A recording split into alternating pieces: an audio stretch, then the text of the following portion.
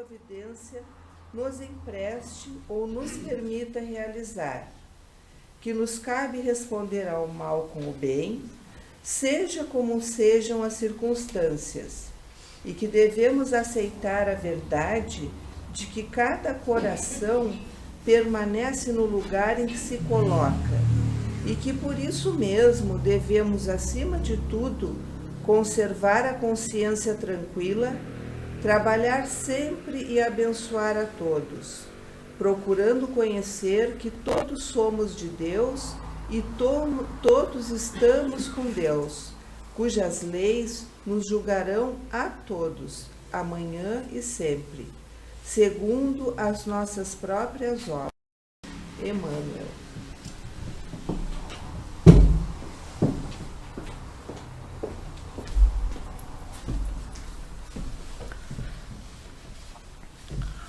Ó Deus, olha para os meus filhos, para que cresçam felizes e tenham olhos que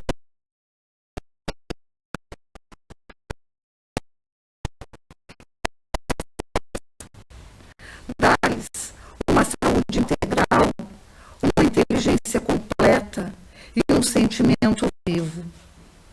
Põe nos seus corações a reverência aos teus ensinamentos, o respeito aos outros, o amor ao trabalho, a dedicação ao estudo e a obediência.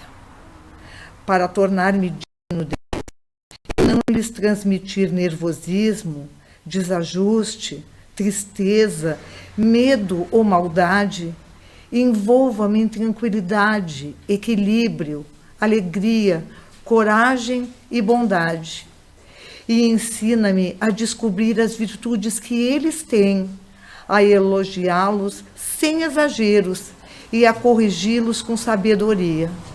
Em primeiro lugar, pois, modela minha alma, grande e generosa, para amá-los na semelhança do teu amor. Obrigado e que assim seja. A nossa exposição de hoje está com a nossa amiga Andréia.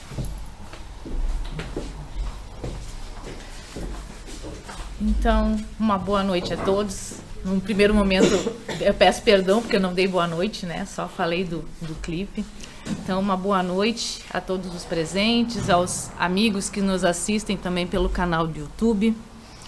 E como quem assistiu o vídeo, né? Ele vem falando, ele conta ali a história de uma menina que passa por um processo depressivo e faz uso da automutilação para poder suportar ou achar que está suportando aquelas dores. E o nosso tema de hoje vem falando sobre depressão e a automutilação na adolescência. Quando a escala chegou e esse tema estava para mim, eu tomei um susto. Mas graças à amiga Mônica, que há uns 2 anos atrás essa temática surgiu nos nossos diálogos de preparação para as doutrinas, e ela trouxe uma fala que para mim foi muito importante para a construção desse texto, porque eu nunca tinha parado para pensar. Sabia que existia, mas não tinha um entendimento. E quando a Mônica falou, aquilo me fez eu refletir, e aí quando a temática chegou, eu tive que imergir no tema para buscar esse entendimento, que não é uma temática fácil, né? Eu sou professora, a gente convive com essa situação, mas a gente, na grande maioria das vezes, a gente não sabe como lidar, né? Um profissional da área da saúde, um psiquiatra, ele tem todo um preparo para isso. Então, o nosso tema, eu tentei dividir em 2 partes, né? Uma parte técnica, para a gente entender o que é esse processo depressivo e entender o porquê do uso da automutilação, e a questão, como nós estamos dentro de uma casa espírita, né? O entendimento, o olhar da doutrina espírita sobre essa temática. Bom, então, como a gente vê na televisão e ouve falar, a depressão é a doença do século, né? Então, segundo os estudiosos, os psiquiatras, né, vivemos hoje uma epidemia de depressão. E provavelmente até 2025 será uma das 3 maiores causas de morte no mundo. Então é algo que a gente tem que pensar muito, né? E cada vez mais a depressão está chegando nas crianças e nos adolescentes. A Associação Brasileira de Psicanálise, ela diz que cerca de 10% dos adolescentes brasileiros sofrem de depressão. E em todo o mundo, a Organização Mundial da Saúde diz que já está em torno de 20%. A depressão, segundo o psiquiatra Roberto Lúcio Vieira de Souza, que é um psiquiatra que pertence à Associação Médica Espírita do Brasil, a AME Brasil, que aí, isso aqui é um processo de introdução do tema, né? Ele vem falando que a depressão e o processo de automutilação, ela vem de um fruto do não aceitar a vida, do não entender o que está se fazendo neste momento do plano reencarnatório. E aqui, por ela não entender o que está se passando, ou por não querer estar muitas vezes reencarnado, essa tristeza, essa frustração é o que vai causar vai desencadear essa síndrome de depressão e que vai chegar em casos, que pode chegar em casos extremos.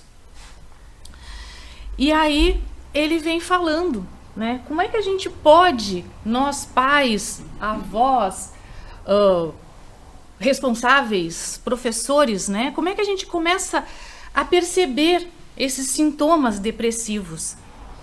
A gente, na expressão facial, na postura corporal, né? O adolescente ou a criança começa a ficar muito triste, se fecha, ou muitas vezes fica muito inquieto, né? Às vezes é o contrário, né? Que processo de inquietação também pode ser um processo depressivo.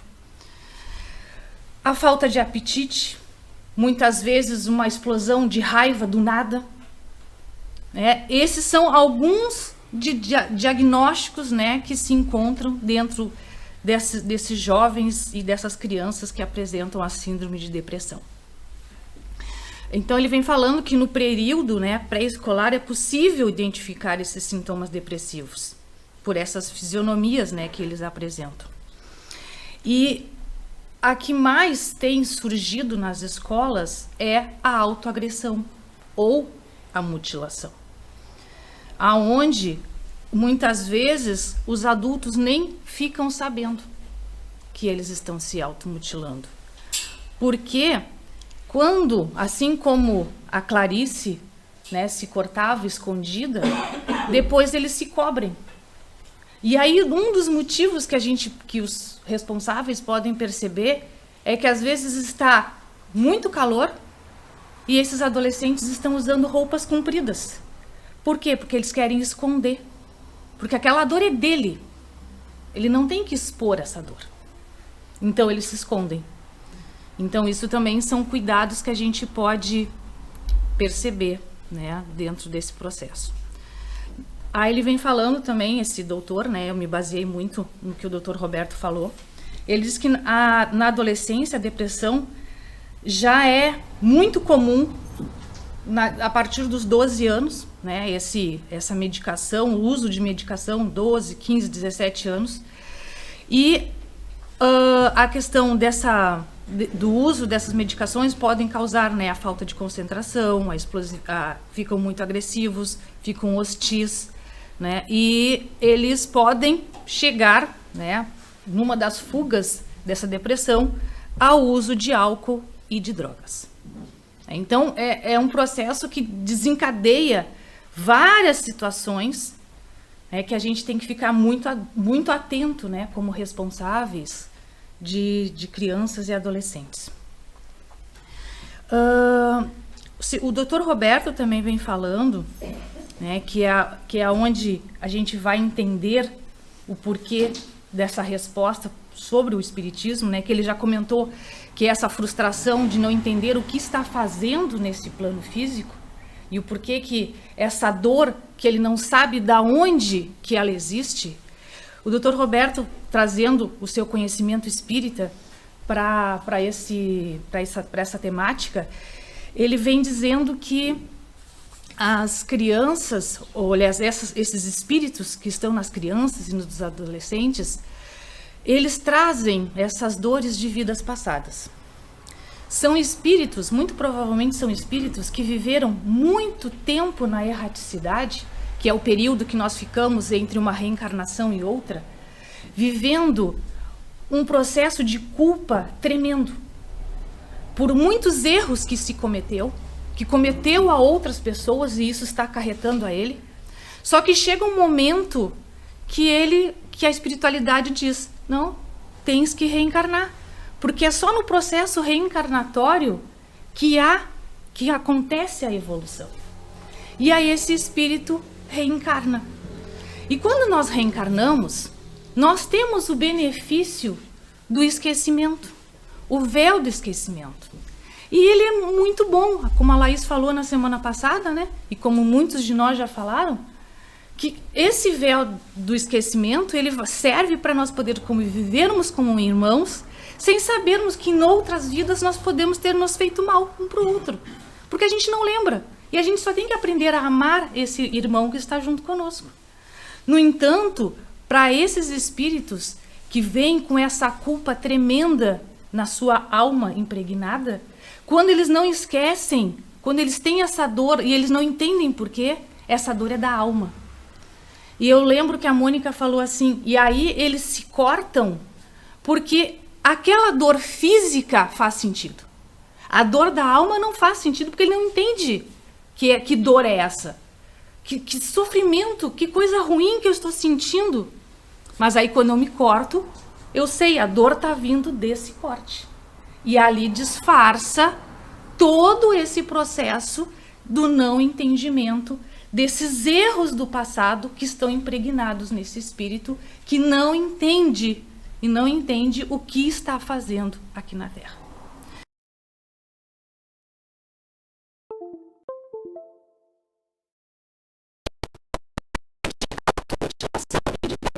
São causas espirituais. Nós estamos dentro de uma casa espírita. E aqui, não vou dizer que a gente tem a receita pronta, mas a gente tem um encaminhamento para que situações possam acontecer para melhor deste entendimento, melhor dessa compreensão. E ali passa-se a se desenvolver de uma forma diferente, aonde se ameniza essa questão da dor. Não é que vai acabar, vai se entender. E o processo do entendimento, que é o que todos nós viemos aqui na Casa Espírita fazer, é entender o que nós estamos fazendo neste plano físico. Por que nós estamos aqui? Como que nós vamos prosseguir? E para onde que a gente vai e como que a gente vai? Então é estas reflexões que eu quero encaminhar para a nossa doutrina, é fazer essa relação de como que dentro da casa espírita a gente pode passar a auxiliar tanto as famílias quanto os nossos jovens, crianças, sobre esta caminhada, né, da vida e como entender para que esta depressão e essas automutilações não aconteçam. Mais ou menos seria essa a lógica.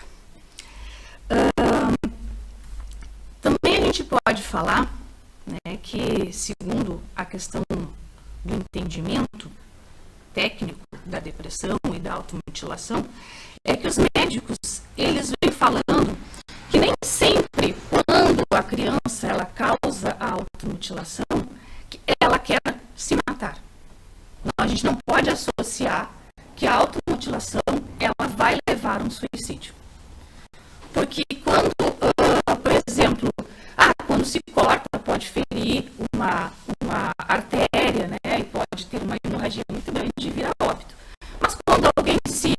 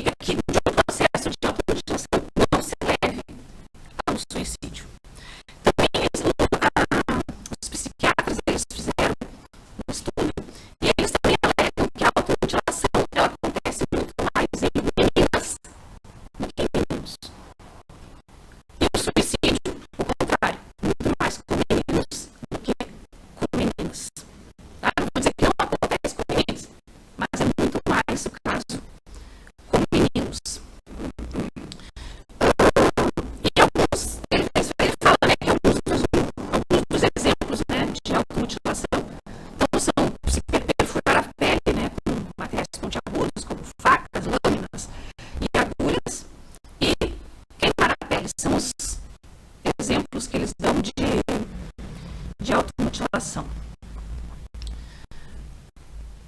O que mais que a gente pode falar aqui?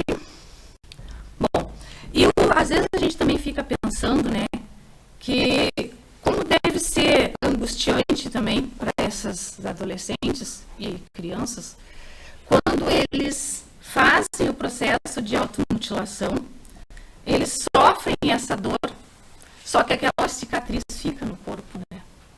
E ele vai se olhar e vai enxergar aquela cicatriz. E aquilo assim sempre vai dar um novo gatilho, né? Para ele lembrar por que ele se cortou.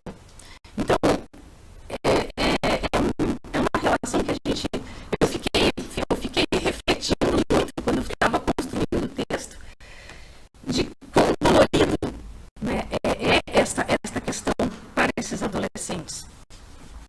E aí é que vem a relação da importância da família.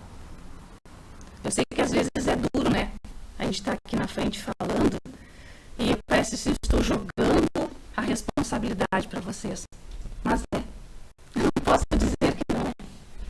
Quando nós, no planejamento espiritual, de reencarnarmos e construirmos uma família e desta família gerar filhos, esse contrato de responsabilidade. E que 582, ela vem falando. A pergunta que Kardec faz para os espíritos: pode a paternidade ser considerada uma missão? E os espíritos superiores respondem: é sem contestação possível uma verdadeira missão. É ao mesmo tempo grandíssimo dever e que envolve mais do que pensa o homem. A sua responsabilidade quanto ao futuro. Deus colocou o filho sob a tutela dos pais, a fim de que estes o dirijam para a senda do bem. Ele lhes facilitou a tarefa, dando àqueles uma organização débil e delicada, que o torna propício de todas as impressões. Muitos há, no entanto, que mais cuidam de aprumar as árvores do seu jardim e de fazê-las dar bons frutos em abundância do que formar o caráter do seu filho. Se este vier a sucumbir por culpa deles, suportarão os desgostos resultantes dessa queda e partilharão dos sofrimentos do filho na vida futura. Não por terem feito o que lhes estava ao alcance, para que eles avançassem na estrada do bem. Então eles são bem diretos nessa responsabilidade, né? Se os nossos filhos não tiverem êxito por nossa culpa, porque nós negligenciamos o nosso compromisso com eles, nós vamos também sofrer junto com eles quando nos encontrarmos na erraticidade. Ou até mesmo aqui no plano físico, né? E como as minhas queridas colegas Cris e Laís disseram, né, que foram as duas que iniciaram esse trabalho, um auxílio para os pais nessa educação moral é a evangelização. Como elas falaram, né? A Cris falou, a Laís repetiu a fala da Cris e eu vou repetir a fala das duas, né? Que esse diálogo que as evangelizadoras fazem com as crianças e com os adolescentes, que não é o pai e a mãe, que muitas vezes os filhos são temerosos, ele é um diálogo fraterno. Ele é um diálogo muitas vezes que começa na inocência da criança, abrindo os seus sentimentos, e as evangelizadoras os abraçando com aquela palavra amiga, doce, compreensiva e instrutiva. E eu posso falar desta condição porque eu fui evangelizando. Eu iniciei no Espiritismo com 8 anos. E ali nunca mais saí. Fui todo o final da minha infância, toda a minha adolescência. Não passei pelo processo de rebeldia como a Laís, porque a dona Marlene não deixava ninguém ser rebelde naquela casa. Todo mundo tinha que ir para a casa espírita. Só me afastei quando vim para Rio Grande, morava aqui no Cassino, as casas espíritas eram no centro. Aí quando o Recanto abriu, em 2002, estava eu aqui, já, porque não sabíamos mais não ter a espiritualidade. Meus colegas Jana e André, né, em 2003, né, meus queridos coleguinhas, aqui na nossa casinha, pequenininha ainda, mas estávamos aqui. E não sei viver sem os ensinamentos da doutrina. É ela que me suporta, no caso de dar o meu suporte para viver, para continuar vivendo. A minha vida ela é organizada dentro desse processo moral que a doutrina espírita constituiu em mim. Então, eu falo com o meu exemplo, né? Não sou a pessoa perfeita, mas eu tenho tudo para entender o que a vida pode me dar. O processo de resiliência, o processo de entendimento, o processo da fé. Como a Laís disse, a mãe fala todo dia, né? Homens de pouca fé. Eu falo isso para mim, né? Não falo isso para os outros, eu falo isso para mim, porque eu fico repetindo, né? O entendimento de não vou cair, porque eu entendo que se eu estou aqui nesse plano físico, se todos nós estamos aqui nesse plano físico, é porque nós suportamos tudo que está aqui. E nós nos programamos para estar aqui. Então, esta relação que nós devemos passar para os nossos filhos, esse processo de confiança, esse processo de entendimento do que nós estamos fazendo aqui na Terra, se o pai e a mãe, os avós, os padrinhos, os responsáveis não conseguem sozinhos, temos a nossa casa espírita, temos a nossa evangelização toda sexta-feira às 20 horas, de braços abertos, esperando a todas as crianças e adolescentes para aqui chegarem. E se vai chegar muito, vocês que deem jeito. A gente está fazendo o convite, vocês que se preparem para receber toda a gurizada que vai chegar. Então, meus queridos, esse convite é feito sempre, para que a gente não quer dizer que, eu sempre falo assim, a doutrina espírita, como disse o meu amigo Leandro sempre, né? Não é a religião, a melhor religião, ou melhor, ela não é a religião do futuro, é o futuro das religiões se formarem nesse processo moral, nesse processo cristão, nesse processo de entendimento que o plano físico ele é necessário para o nosso progresso. Porque a nossa vida, real vida, é no plano espiritual. Mas só nós vamos estar lá quando chegarmos à perfeição. E esta caminhada, ela é dura, ela é árdua, mas é necessária para crescermos e evoluirmos. Então, para a gente finalizar a nossa exposição de hoje, eu vou trazer do Evangelho segundo o Espiritismo, capítulo 14, item 8. Não foram os pais que criaram o espírito do filho, apenas lhes forneceram o envoltório corporal. No entanto, devem ajudá-lo no seu desenvolvimento intelectual e moral para fazê-lo progredir. Então, meus queridos, muito obrigada.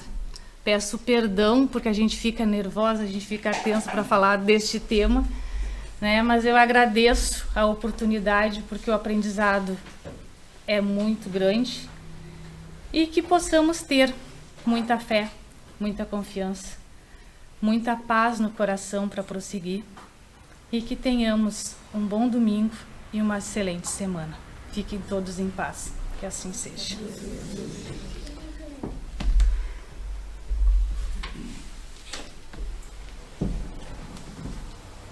Olá. Antes da prece final, eu lembrei, quando eu cheguei, olhando aqui nos nossos livros, eu avistei o Evangelho para Crianças, segundo o Espiritismo. Comprei para a nossa evangelização, para a gente dividir os nossos trabalhos, os nossos ensinamentos, e aí lembrei de dar o recado. Nós temos literatura infanto-juvenil para vender. Se as crianças quiserem ler, se os jovens quiserem ler, as literaturas são leves, são saudáveis e são muito alegres. As crianças adoram, nós trabalhamos, né, gurias, com esses livros na evangelização. Então, quem quiser adquirir, é só conversar com a Mábio, com um dos nossos recepcionistas, que eles atendem vocês. A Andréia falava sobre os frutos, né, da nossa evangelização. E a Andréia, semana passada, a Laísa, a filha dela, foi quem falou. E hoje é ela que está aqui. Começou com a avó Marlene, que trouxe a sua semente, e agora a Andréia plantou a sua semente, que está aqui falando. E eu falo isso para dizer que nós já temos novas sementes chegando. A partir das nossas exposições agora, de outubro, nós já recebemos novos evangelizandos. E novos estudantes na turma dos estudos dos adultos, que acontecem junto, né, no mesmo horário na sexta-feira. Como também dizemos que nada é por acaso, antes de sair, procurando uma prece para trazer para a gente, para encerrar a nossa reunião, eu encontro as doces palavras de Chico, que diz que eu continue com vontade de viver. Que a luz de hoje seja usada para dividirmos com aqueles que já voltaram para casa, conosco, que as palavras de Chico sobre ter a vontade de viver nos ajudem a ter vontade de continuarmos vivendo e auxiliando as nossas crianças e os nossos jovens, se eles não quiserem mais viver. Que eu continue com vontade de viver, mesmo sabendo que a vida é em muitos momentos uma lição difícil de ser aprendida. Que eu permaneça com vontade de ter grandes amigos, mesmo sabendo que com as voltas do mundo eles vão indo embora de nossas vidas. Que eu realimente sempre a vontade de ajudar as pessoas, mesmo sabendo que muitas delas são incapazes de ver, sentir, entender ou utilizar essa ajuda. Que eu mantenha meu equilíbrio, mesmo sabendo que muitas coisas que vejo no mundo escurecem os meus olhos. Que eu realimente a minha garra, mesmo sabendo que a derrota e a perda são ingredientes tão fortes quanto o sucesso e a alegria. Que eu atenda sempre mais a minha intuição, que sinaliza o que de mais autêntico eu possuo. Que eu pratique mais o sentimento de justiça, mesmo em meio à turbulência dos interesses. Que eu manifeste amor por minha família, mesmo sabendo que ela muitas vezes me exige muito para manter a sua harmonia. E acima de tudo, que eu lembre sempre de todos nós, que todos nós fazemos parte dessa maravilhosa teia chamada vida, criada por alguém bem superior a todos nós, e que as grandes mudanças que ocorrem por grandes feitos de alguns, e sim nas pequenas parcelas cotidianas de todos nós. Obrigado, Pai, pela vontade que dá a todos nós de continuar vivendo em Teu nome e por aqueles que amamos. Que assim seja. Vamos passar agora aos passes. Gostaria de pedir que aqueles que vão ficar aqui passe permaneçam em silêncio, aguardando o recepcionista chamar, e aqueles que se sentirem bem à vontade, que não quiserem participar do passe, uma boa noite.